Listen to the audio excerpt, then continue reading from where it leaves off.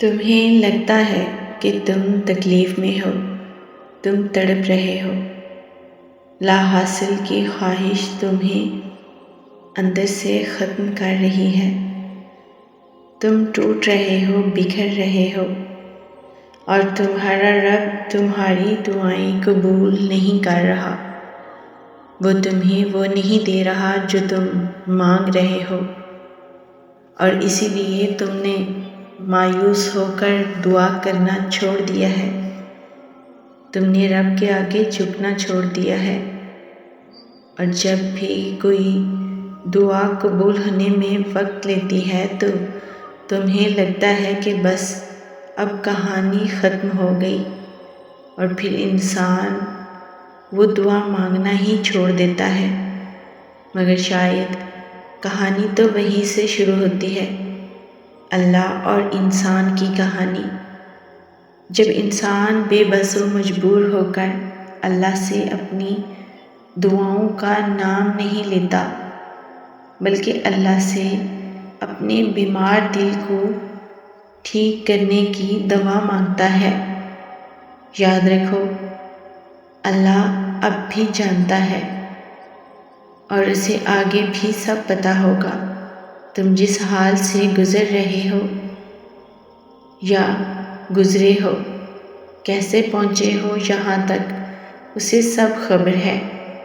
کچھ لے لیا ہے تو سوچو کہ دیتے وقت وہ تمہارے ہر ادھورے خواب کا خیال ضرور رکھے گا، اتنا دے گا کہ غم بھول جائیں گے، بس خوشی یاد رہے گی۔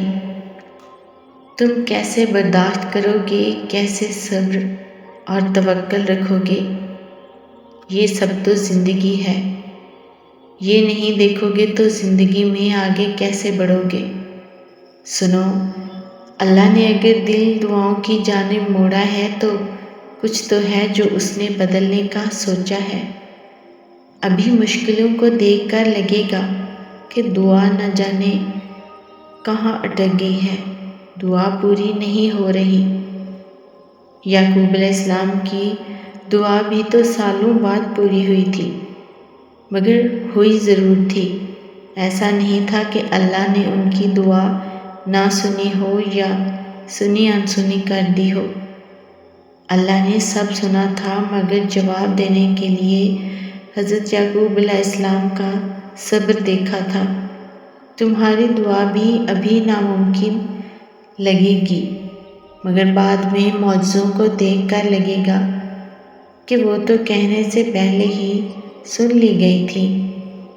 نبی پاک صلی اللہ علیہ وآلہ وسلم کا فرمان ہے کہ اللہ کو پکارو اس میں کہ تمہیں دعا کی قبولیت کا پورا یقین ہو، اور جان لو کہ اللہ تعالیٰ کسی غافل لاپرواہ دل کی دعا قبول نہیں فرماتا۔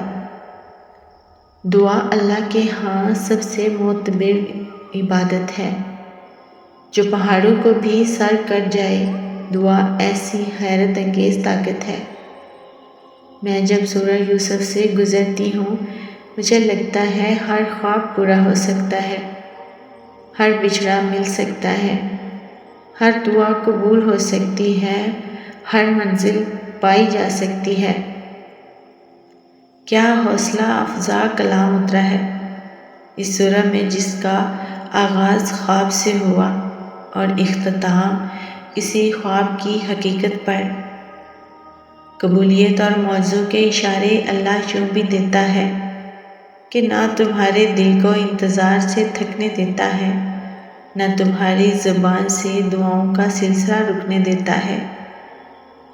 اکثر دعا میں آنکھ سے آنسو بہہ رہے ہوتے ہیں اور زبان کی بجائے دل بول رہا ہوتا ہے۔ ایسی کیفیت میں دعائیں قبولیت کے قریب ہوتی ہیں اور اللہ کن کی نعمت سے نواز دیتا ہے۔